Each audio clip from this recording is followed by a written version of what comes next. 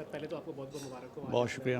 अच्छा सर, 3 महीने का टाइम है आपके पास, क्या आप सिंध की सकाफत के लिए, कल्चर के लिए, टूरिज़्म के लिए क्या आपने सोचा? बिस्मिल्लाहिर्रहमानिर्रहीम। इस वक्त 3 महीने का जो आपने टाइम बताया बिल्कुल सही कहा है आपने, और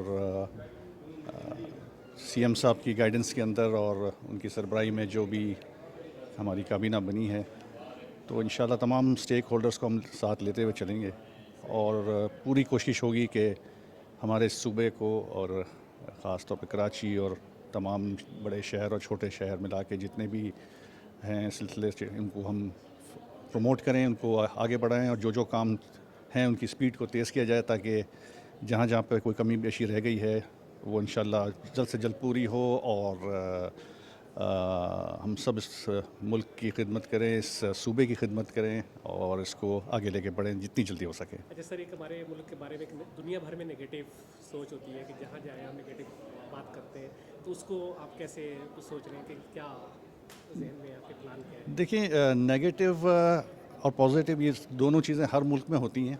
तो हमारे अनफॉर्चुनेटली मुल्क में कुछ माजी में जिस किस्म के सिलसिले हुए हैं लॉ एंड ऑर्डर के हिसाब से, तो ये तो दुनिया में आपको हर जगह इस तरह का सिलसिला मिलेगा, लेकिन उसको काउंटर नहीं किया गया, जिसकी वजह से जो है नेगेटिविटी जो है वो ज़्यादा फैली गई है। इंशाल्लाह इसको भी हम कोशिश करेंगे कि जल्द से जल्द इसको, उस नेगेटिविटी को हम चेंज करें, और परसेप्शन इस मुल्क का, इस सूबे का, हम उसको चेंज करें, उसको अल्लाह के हुक्म से इसको आगे लेके बढ़ेंगे और सब ठीक हो जाएगा। Thank you sir. Thank you.